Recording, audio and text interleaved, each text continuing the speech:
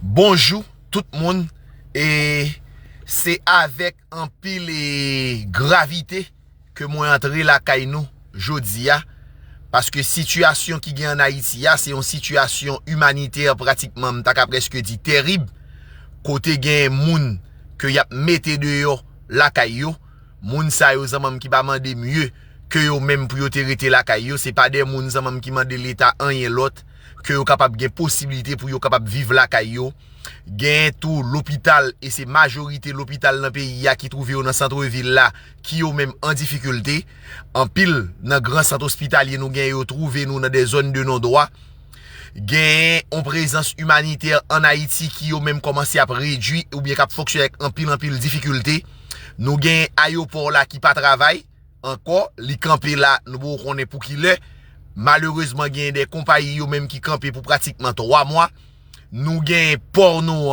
côté donc qui ouvert sous commerce extérieur côté donc des médicaments capables venir côté donc manger capable venir dans pays qui li même tout fermé et pratiquement presque 11 semaines sur 2 parce que gen en pile difficulté en bas et là m'a parlé là en pile l'autre monde yo même cap quitter Kayo dans des quartiers takou Solino dans des quartiers takou Delma 24 et jodi a dans Ruelle Chrétien donc c'est pratiquement en pile difficulté humanitaire en Haïti. Nations Unies sorti chiffre par lui-même plus que 5 millions moun dans grand goût en Haïti. Ça veut dire c'est une situation plus ou moins compliquée. Dans le contexte ça gagne des organisations même qui travaillent en Haïti, gagne donc des humanitaires qui travaillent en Haïti mais non situation côté presque ou pas même fin connaît qui est-ce qui met la RIA, qui est-ce qui contrôle la RIA. Et bien c'est dans le contexte ça nous allons recevoir responsable MSF Belgique qui lui-même a fait un petit parler avec nous sous situation humanitaire qui gagne dans le pays. Donc, responsable SNLJ qui est lui-même Jean-Marc Biquet. Monsieur Biquet, bonsoir. Vous avez l'antenne. Mais bonsoir. Bonsoir. Donc, effectivement, comme vous l'avez dit, la situation humanitaire sur Port-au-Prince, surtout, mais ailleurs dans le reste du pays, est assez catastrophique pour le moment. Les événements touchent directement l'ensemble de la population. Et nous avons, par exemple, beaucoup de membres de notre staff qui sont obligés de déménager, qui ont vu leur maison détruite, et donc ils sont à la recherche d'endroits un peu plus sûrs pour habiter. Pour nous, ce que nous pouvons faire dans une situation pareille, c'est faire ce que nous savons faire, à savoir apporter des soins. Donc MSF est présent depuis plus de 30 ans dans le pays. La meilleure chose qui puisse arriver, c'est que MSF puisse partir parce que Haïti s'en sort sans problème et sans aide extérieure. Mais c'est pas du tout la situation d'aujourd'hui. Donc, nous avons plusieurs hôpitaux qui sont fonctionnels ici sur Port-au-Prince et comme vous l'avez dit, il y a de 60 à 70% des hôpitaux qui ont été obligés de fermer, soit qu'ils ont été pillés, soit qu'ils se trouvent dans des zones de forte insécurité et le staff ne peut pas se rendre sur place. Nous avons la chance, nos structures pour le moment sont encore fonctionnelles et nous pouvons recevoir tout blessé ou malade qui est dans le besoin. Malheureusement, on remarque ces derniers temps plusieurs difficultés qui s'ajoutent aux difficultés liées à l'insécurité.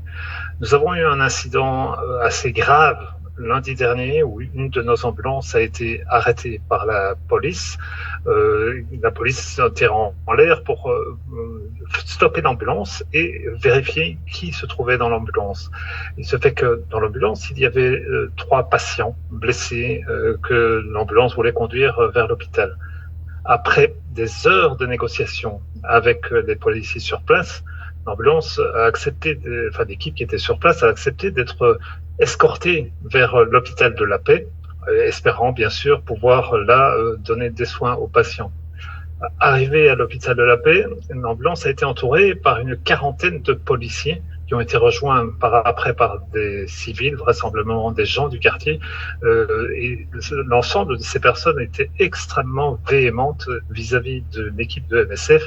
Ils ont vu donc il y avait 3 blessés et des blessés par balle dans l'ambulance, et ils ont proféré des tas de menaces vis-à-vis de l'équipe MSF, menaçant de les tuer en même temps que les patients qui étaient dans l'ambulance, de les violer, de les brûler.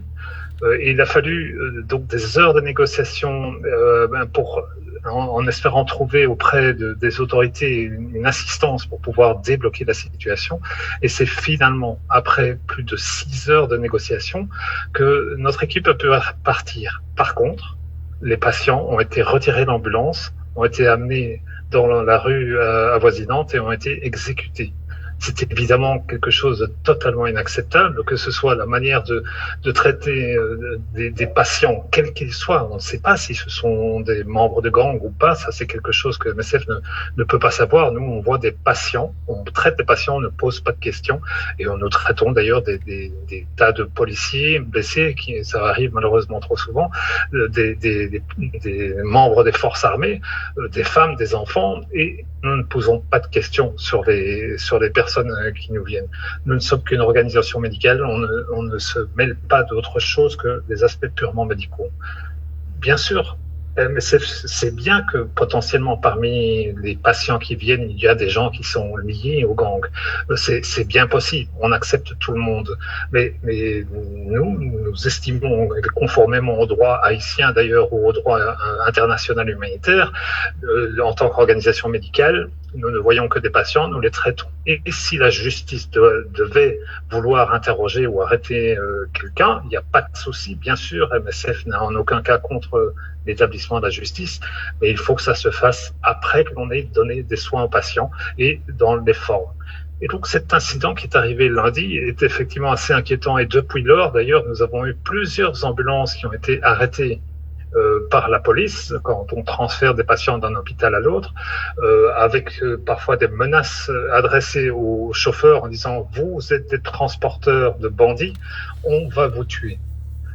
Vous comprenez bien que moi, en tant que responsable, je ne vais pas accepter de mettre mon personnel en danger. Ce sont du personnel qui ne font que de l'action humanitaire dans une période où c'est particulièrement utile et nécessaire en Haïti.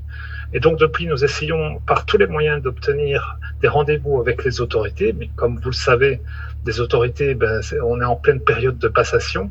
On n'obtient jusqu'à présent aucune audience auprès, que ce soit des membres du conseil présidentiel ou du nouveau gouvernement. Et nous sommes très inquiets de voir qu'il n'y a eu encore aucune prise de position officielle par rapport à cet incident totalement inacceptable. Donc, c'est clair que nous sommes inquiets et que il va falloir envisager, dès lors qu'on ne reçoit pas de réponse, ou surtout qu'il n'y ait pas une condamnation très claire de ces événements, nous risquons à tous les jours de nouveaux incidents, voire la mort de personnel, et ça impliquerait automatiquement l'arrêt des activités de MSF, alors que plus que jamais, les Haïtiens sur Port-au-Prince en ont besoin. D'habitude, le vis-à-vis direct de MSF, c'est le ministère de la Santé publique de la population en Haïti ou le ministère des Affaires étrangères ou les deux? Alors, comme ONG, donc organisation non gouvernementale, nous sommes enregistrés auprès du ministère des Affaires étrangères et bien sûr, notre ministère de tutelle, c'est le ministère de la Santé. Alors, vous aviez dit que vous essayez d'avoir des rendez-vous avec les nouvelles autorités en place. Il y a un nouveau ministre des Affaires étrangères. Il y a, alors c'est l'ancienne ministre de la Planification qui est encore au ministère de la Planification. Il y a un nouveau ministre de la Santé publique. Est-ce que vous avez écrit formellement aux nouvelles autorités ou aux anciennes autorités? Il n'y a pas eu de réponse ou vous n'avez tout simplement dénoncé à travers la presse et les incidents qui se sont produits ces derniers jours, alors ces dernières semaines, ces derniers jours, et vous avez écrit ou vous avez dénoncé à travers les médias? Nous avons fait les deux. Nous avons bien sûr fait un communiqué de presse pour immédiatement faire savoir à l'ensemble de la population l'incident qui s'est produit. Et nous avons écrit aux différentes autorités, donc au conseil présidentiel ou aux différents ministres, pour pouvoir avoir une audience. Mais à ce jour, nous n'avons encore reçu aucune réponse. Un nouveau ministre des Affaires... Oui, je vous écoute. Oui. J'allais dire, je comprends bien que le nouveau gouvernement a énormément de pain sur la planche dans cette période extrêmement difficile. Mais il faut savoir que depuis les incidents sur les réseaux sociaux circulent et sont diffusés un certain nombre de messages qui accusent MSF d'être là pour aider les bandits, de transporter des armes. Il y a même des dénonciations comme quoi nous ferions du trafic d'organes. Donc toutes des accusations sans aucune preuve, évidemment, et c'est ça qui était particulièrement inquiétant. Et donc le silence des autorités nous inquiète d'autant plus que ça donne l'impression que c'est validé par les autorités qui sont en place. Et ça, c'est inconcevable, évidemment. Alors, c'est un climat extrêmement volatile et je ne sais pas si c'est possible d'aller aussi loin de parler de validation des autorités. Les autorités étaient occupées dans ce que je peux appeler un power grab. Il y avait des discussions entre les plus hautes autorités de l'État à l'intérieur du pouvoir exécutif entre le Premier ministre et le Conseil présidentiel de transition. Et comme on dit chez nous, ils avaient peut-être d'autres chats à fouetter, mais une relance n'est pas de trop. Il y a un nouveau ministre des Affaires étrangères. Donc, vous avez écrit à l'ancienne. C'est peut-être indiqué d'écrire une nouvelle lettre au nouveau ministre des Affaires étrangères. Évidemment, il faut lancer des appels au calme comme vous le faites là actuellement à travers les médias. Le MSF est une organisation humanitaire. Vous ne prenez pas parti. Vous ne participez pas au conflit. Vous donnez des soins à des patients. Et le mot patient est assez indiqué. Patient, ça veut dire patient. Quelqu'un qui est blessé, il est blessé. Qu'il soit de tel groupe ou de tel autre groupe, vous ne faites pas de distinction entre les malades, entre les blessés. Il n'y a aucune distinction. Vous appliquez uniquement le droit international humanitaire. Et ce n'est pas de trop de faire le rappel à chaque fois. Vous avez tout à fait raison. Et bien sûr que nous relançons et nous essayons de trouver de nouveaux canaux pour pouvoir éventuellement obtenir une audience auprès de ces différentes autorités et discuter avec elles de la manière dont on pourrait gérer au mieux ce type d'incident de manière à ce qu'il ne se reproduise pas. Mais et obtenir une condamnation claire et nette de ce qui s'est produit est le minimum que l'on va demander, bien sûr. Donc nous ne sommes que désireux de pouvoir continuer à offrir des soins. Vous savez, l'offre de soins sur Port-au-Prince n'a jamais été formidable, mais dans cette période-ci, depuis le mois de février, il y a de moins en moins de structures médicales qui sont fonctionnelles, soit par manque de moyens, où ils ont été détruits, soit par manque d'intrants, donc les médicaments n'arrivent plus, ou le personnel ne peut plus arriver jusqu'à son lieu de travail. Donc c'est plus que jamais qu'on a besoin que les quelques hôpitaux encore fonctionnels puissent offrir ces soins, et ce serait effectivement une catastrophe supplémentaire si jamais il devait y avoir décision de la part de Médecins sans frontières de stopper ces activités. Donc nous ne voulons pas en arriver là, mais il faut travailler vite et rapidement pour donner un minimum de garantie. Vous savez, le personnel de MSF a peur. Donc un chauffeur d'ambulance refuse maintenant, dans certains cas, de se déplacer pour conduire un patient depuis un hôpital vers un autre, là où il peut recevoir des soins. Donc c'est une situation qui est intenable. Et bien sûr, je n'ai aucune envie de mettre en danger le personnel. Donc nous essayons par tous les moyens de pouvoir contacter aussi la police, parce qu'il faut qu'on puisse expliquer qui on est, ce que l'on fait, et casser les ailes de ces fausses informations qui circulent. Donc pour ça, il faut qu'on puisse avoir l'occasion de rencontrer la hiérarchie et qu'il nous donne la permission de le faire. Donc c'est ce que nous attendons et nous continuerons à essayer jusqu'à ce que l'on obtienne cette possibilité-là. Alors, il y a un haut responsable du ministère des Affaires étrangères qui fait acte de prédisposition à vous recevoir. Donc je ne sais pas si vous pouvez relancer la lettre. Donc sera pas assez difficile du côté du ministère des Affaires étrangères. Ils sont prêts à vous accueillir. Alors pour ce qui est des condamnations, et vous allez discuter entre vous et pour voir ce qui est possible de faire. Mais le climat est volatile. Est-ce que le MSF travaille dans des zones pratiquement, je vais dire, sous le contrôle des groupes armés? Par exemple, est-ce que vous avez des hôpitaux qui sont sous le contrôle, dans le territorialement, donc sous le contrôle territorialement de groupes armés? Est-ce que vous opérez dans des zones, et pas seulement du non-droit, mais des zones uniquement où ce sont les groupes armés qui dirigent? Eh bien, nous avons un centre de traumatologie, donc un centre de prise en charge de blessés à Carrefour. Carrefour, comme vous le savez maintenant, est totalement aux mains des gangs. Il n'y a plus de présence de l'État sur place. Mais les autres se trouvent en territoire, juste en bordure de territoires de conflit, et plutôt en zones qui sont tenues par les autorités. Alors, il y a des gens qui vous écoutent là qui ne vivent pas forcément en Haïti, mais qui sont haïtiens évidemment, qui ne vivent pas forcément en Haïti. Vous opérez actuellement là combien de centres hospitaliers en Haïti ou centres de soins en Haïti? Eh bien, sur Port-au-Prince même, il y a 2 centres d'urgence. Donc, ce sont des hôpitaux où on reçoit les blessés, les malades graves. On les stabilise et, si nécessaire, on va les transférer vers d'autres hôpitaux pour des soins spécialisés. Donc, l'un est à Drouillard, l'autre est à Turgeon. Nous avons un centre de traumatologie, donc avec capacité chirurgicale sur Tabar. Là aussi se trouve une unité de prise en charge des grands brûlés. C'est le seul endroit en Haïti où on peut prendre en charge des brûlés graves.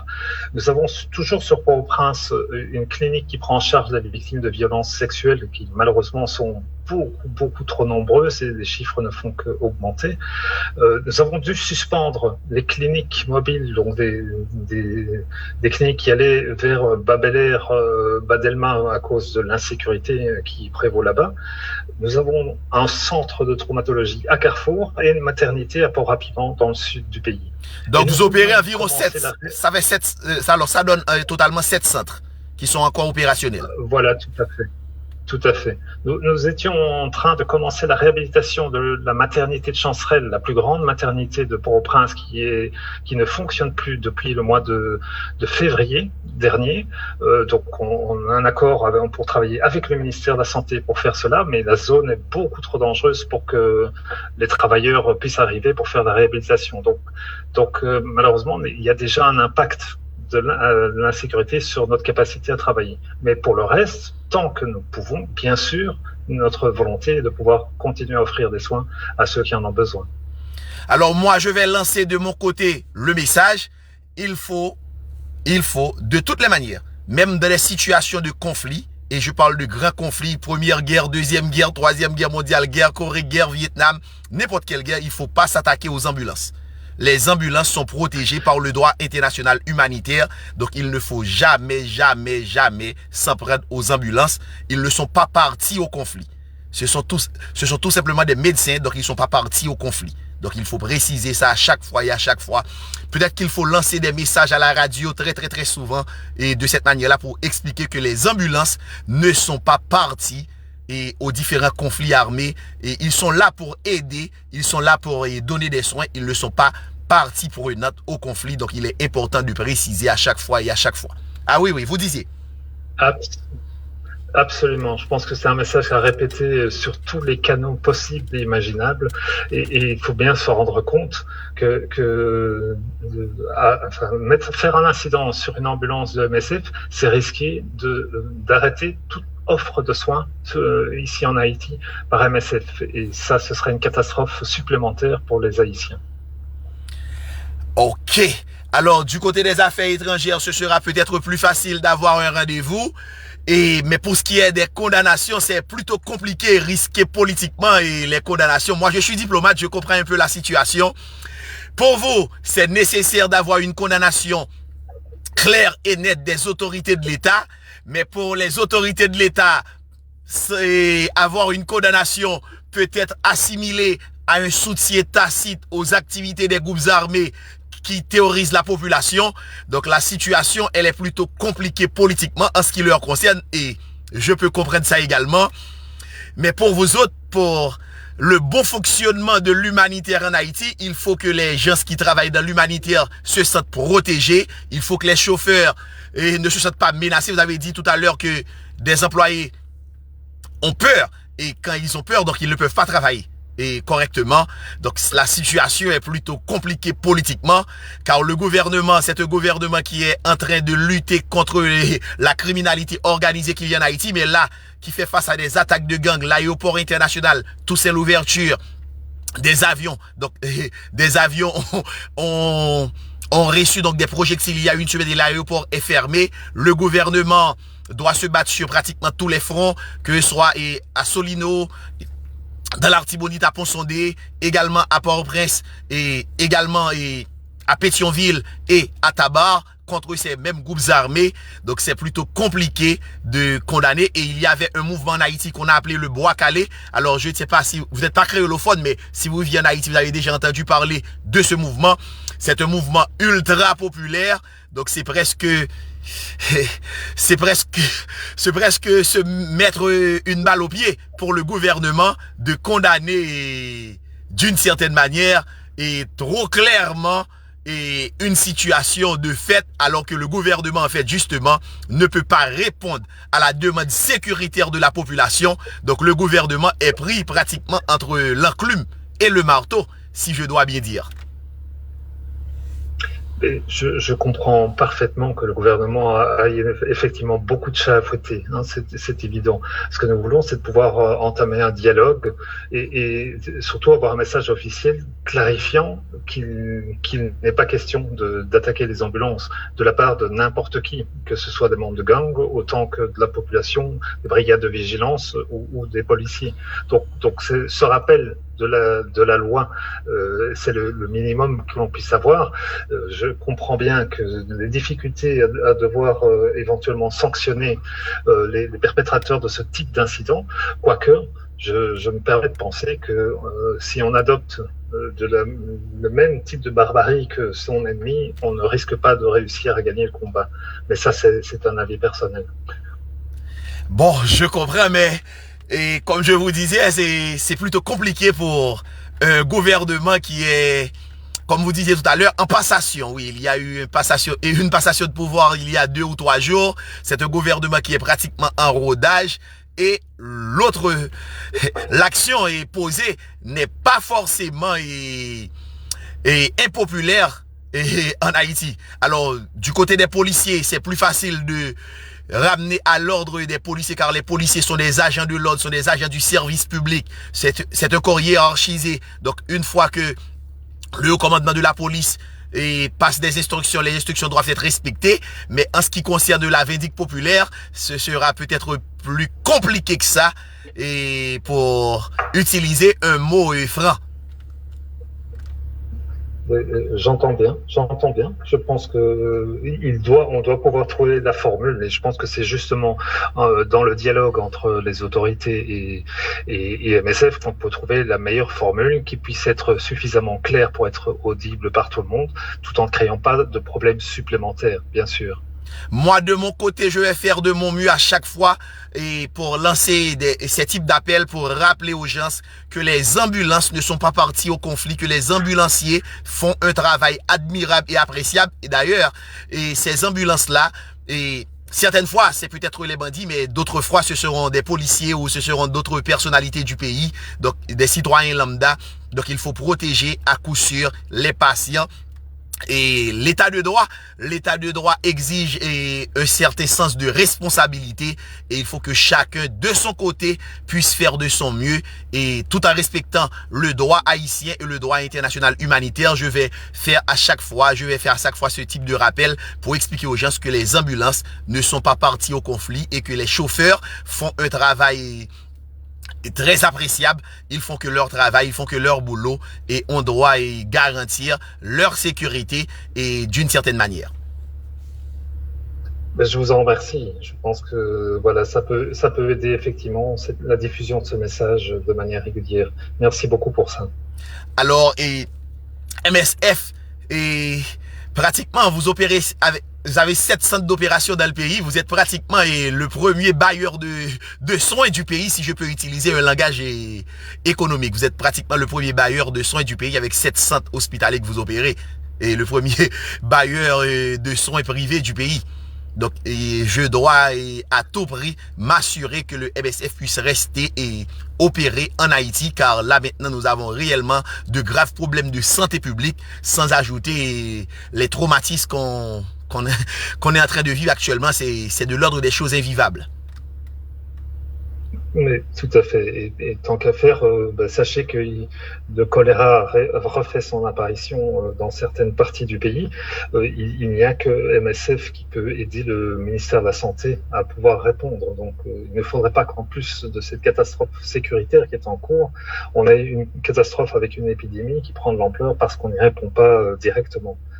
Donc il y a urgence de pouvoir travailler dans les conditions de sécurité minimale, ce que tout le monde peut comprendre. Alors, une simple suggestion également, il serait peut-être indiqué, c'est une simple suggestion, et de contacter également le ministère de la Justice et de la Sécurité publique, car de toute façon, la sécurité dépend avant tout de ce ministère et la sécurité, les policiers, en fait, la police nationale d'Haïti dépend également de ce ministère. Donc, si vous pouvez avoir un rendez-vous chez le nouveau ministre de la Justice et de la Sécurité publique, ce ne serait peut-être pas de trop, car l'ordre peut venir directement. Les ministères ne sont pas unis. Alors, les ministères sont pratiquement de l'État, mais ce sont chacun et travaille pour sa chapelle.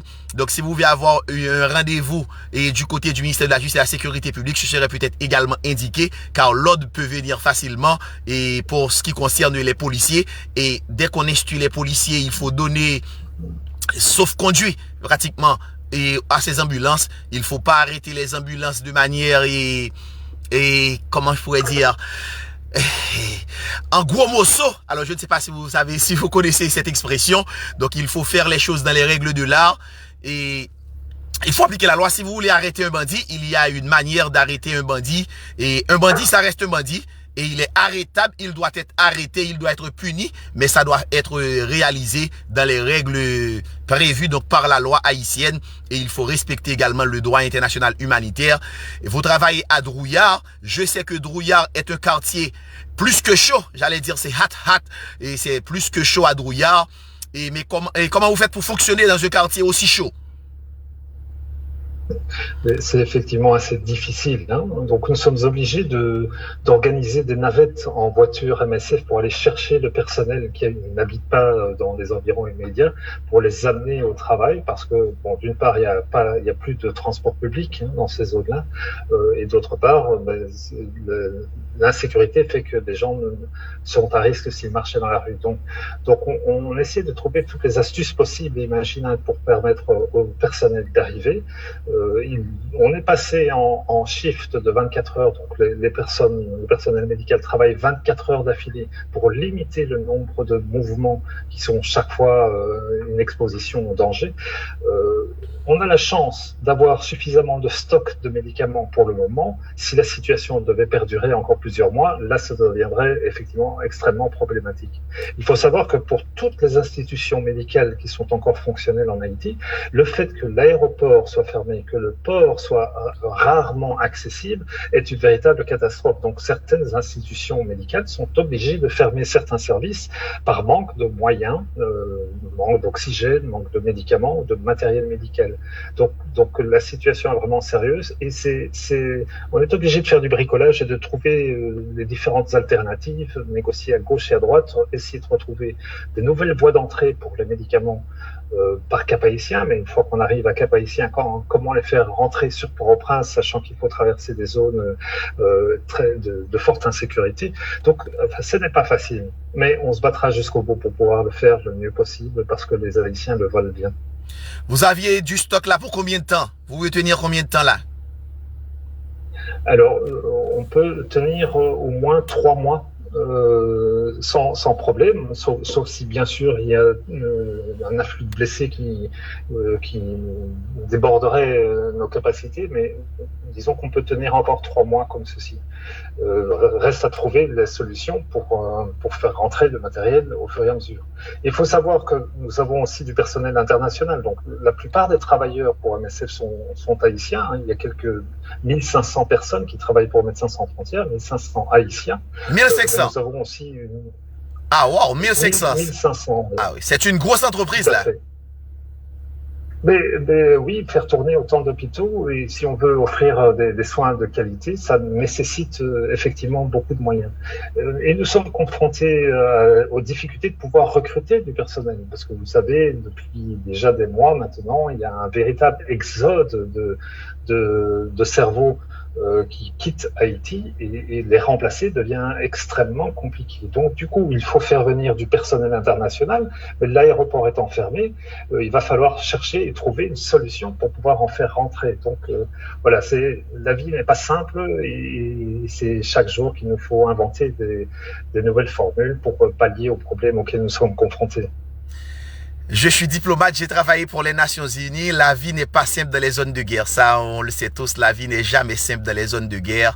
C'est toujours du bricolage. C'est toujours du bricolage. En tout cas, moi, je vous dis bon courage. Je remercie les travailleurs de MSF. Je leur dis également bon courage. J'espère que ils seront protégés. Et je demande là expressément aux autorités, aux nouvelles autorités en place d'assurer la sécurité du personnel humanitaire, car en Haïti, il y a un manque évident d'hôpitaux fonctionnels. Il faut s'assurer que les rares centres de santé qui fonctionnent encore puissent encore fonctionner, car le pays est en grande difficulté humanitaire, pas seulement humanitaire, mais là nous sommes pratiquement dans une situation de guerre sur Port-au-Prince.